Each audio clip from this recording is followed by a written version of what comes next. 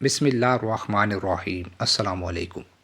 حسن بصری سے منقول ہے کہ ایک بدکار عورت تھی جو گویا ایک تہائی حسن کی مالک تھی۔ وہ اپنے آپ پر قابو نہیں دیتی تھی مگر 100 دینار کے بدلے۔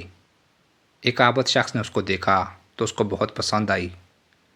اس نے جا کر محنت و مشقت کر کے 100 دینار جمع کیے اور اس عورت کے پاس جا کر کہا کہ تو مجھے بہت پسند آئی، اس لیے میں نے جا کر محنت مزدوری کر کے یہ 100 دینار تمہارے لیے جمع کیے ہیں۔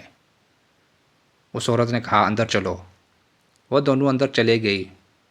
اس عورت کی سونے کی چارپائی تھی۔ وہ اپنے چارپائی پر بیٹھ گئی اور کہا آ جاؤ۔ جب عابد اس عورت کے پاس بیٹھ گیا، جیسا کہ شوہر بیوی کے پاس مخصوص کام کے لیے بیٹھ جاتا ہے، تو اس نے اللہ کے سامنے اپنی حاضری کو یاد کیا اور اس پر گھبراہٹ طاری ہو گئی، اور اس نے عورت سے کہا کہ مجھے چھوڑ دو، میں جاؤں گا اور 100 دینار تمہارے ہو گئی۔ عورت نے کہا کیا ہوا تجھے؟ تو کہہ رہا تھا کہ میں نے تجھے دیکھ کر بہت پسند کیا ہے، اس لیے تو نے اپنے آپ کو مشقت میں ڈال کر 100 دینار اکٹھے کیے ہیں۔ اب جب کہ تجھے مجھ پر قدرت مل گئی تو تیری یہ حالت ہے۔ اس نے کہا اللہ تعالیٰ کے خوف سے اور اس کے سامنے حاضری سے اب تو مجھے میرا نفس ہی برا لگنے لگا ہے، اور تو بھی میرے نزدیک سب سے بدترین ہو گئی ہے۔ عورت نے کہا کہ اگر تم اپنے اس واقعے میں سچے ہو تو میرا شوہر تیرے علاوہ کوئی نہیں ہوگا۔ اس نے کہا مجھے چھوڑ دو، میں جاتا ہوں۔ عورت نے کہا کہ نہیں، مگر یہ کہ میرے ساتھ اقرار کر لو کہ تم مجھ سے نکاح کرو گی۔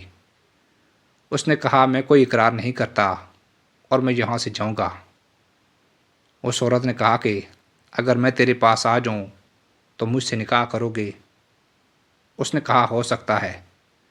عابد وہاں سے چہرے پر نقاب ڈال کر نکل گیا اور اپنے شہر میں چلا گیا۔ عورت بھی پشیمان ہو کر اپنے گزشتہ مال سے توبہ کر کے وہاں سے چلی، یہاں تک کہ اس عابد کے شہر میں پہنچی اور اس کے نام اور مقام کو پوچھا۔ لوگوں نے اس کی رہنمائی کی اور جا کر اس عابد سے کہہ دیا کہ فلاں عورت تیرے پاس آنا چاہتی ہے۔ اس نے جب عورت کو آتے ہوئے دیکھا تو ایک زوردار چیخ ماری اور مر گیا۔